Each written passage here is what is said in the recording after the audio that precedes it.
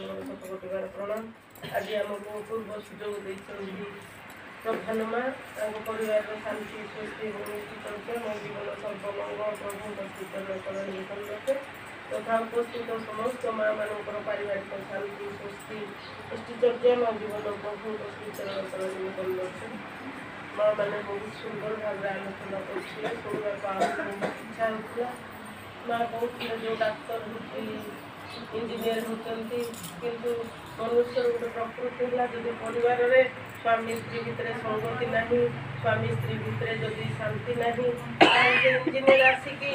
जिते तार विद्या थाऊ ता मन में शांति ना माइंड आबसेंट रे जो कौनटा कर प्रति तार माने भल पाइबाटा रही से जो अशांति जो मन में जो कामटा कर ठीक भी हेनी जमी होगा कथा सेमती हो पार ना बारंबार आम देखुचे शुणुचे एक बुझेगा सीटा करला सेमती डाक्टर आसिक कौटे छुंची छाड़ा तो कौटे चाकू छाड़ा तो कौटे गज कपड़ा छाड़ा ये सब विभिन्न प्रकार खबर कागज आम देखुचे शुणुचे विभिन्न प्रकार देवता पूजा करुचे किंतु काश नहीं कौन करवर्ती समय एत उपवास व्रत करुचे किंतु पर पिला शासन करूने आज व्रत उपवास करुचे स्वामी खावा देला बेलू से झगड़ा हो जोटा आमर परम कर्तव्य स्वामी निष्ठा जो माँ को अष्ट वैशिष्ट जोटा नारीर अष्ट वैशिष्ट से अष्ट वैशिष्ट माँ को पाखे लक्ष्मी माँ को पाखे फुटिकी उठीला जिते काम थे भी दिने नाटक देखा बहुत खुशी लगे प्यारीदा डकई पठाऊँ छोटा जे जा माँ को लेकिन आसो नाटक चलती से माँ कहते ठाकुर भोगर समय हो गला जम ए डाकिले भी मुझे जीविनी कारण ठाकुर भोगर समय से ठाकुर भोग पाई पहुँचे एत कार्य व्यस्त रही एत कष्ट सही आज सीना आधुनिक जगार बिजुली आसला से टर्च लाइट लाठी गोटे गोटे सबू लोक देते एंटायर से जो आश्रम को जगवाई से आसिक सका पाइले पाखे माँ को पाखे टर्चटा आउ लाठीटा जमा देकर सका जाऊे से किए कौन कला न कला दिने कौन कर जड़े शुई पड़ी टी जड़े प्रहरी से कौन कर माँ धीरे कि नहीं से टर्च आ लाठी से जो सका उठी देखी अरे ये ना मोर टर्च आ लाठी यहाँ निश्चित भाव लक्ष्मी माँ से जाइए माँ भूल गला मोर से कहते निजर कर्तव्य को ठीक विषय पालन करने को मैंने स्वामी केमती स्वस्ति शांति सब गोटे आखि स्वामी पाखे थिला जो आम प्रार्थना करुचे जोटा प्रार्थना करुचे राधा निरख निहार अद्भुत बैठक स्वामी अद्भुति राधा निरख निहार से जड़े भक्त भाई कहते सरोज दाम कहते जे मुझे ए जिनटा को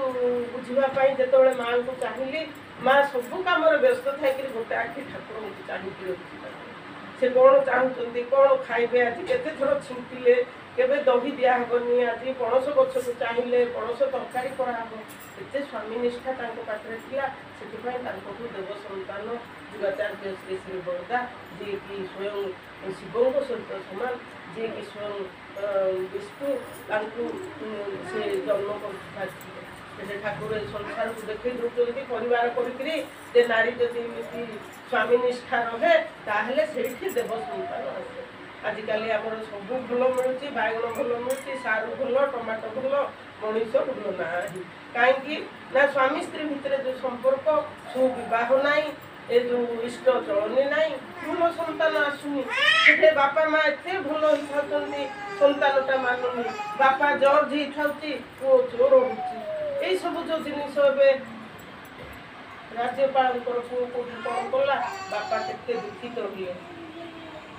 बापा तो एडे बड़ पोस्ट रोचंती पुओ झील को कहीं मनीष कर इष्ट चलनी रोनी यही साराम बुलिले सन्तान आ भूल से आसला ना तेणुक सन्तानर किसी भूल ना भूलला बापा मार आम जन्म करुचे जाको तार कि भाव में सन्तान चर्चा हुए पाखक गले से परिवार कर देखी दी कि पाठ पढ़ा हुए कि छात्रटे तार जीवन कि मातृ गर्भर से छुआटा जो तार लालन पालन आरंभ हुए आम भाव छुआटा जन्म करदे होगला से जन्म होगला मनुष्य करदेली ना मातृ गर्भर ही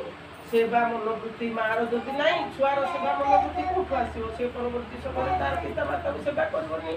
माँ जदि छुआ को इष्टनिष्ठ करनी प्रति कथार प्रति फोन प्रति समय इष्टों सहित संजुक्ति तार रोक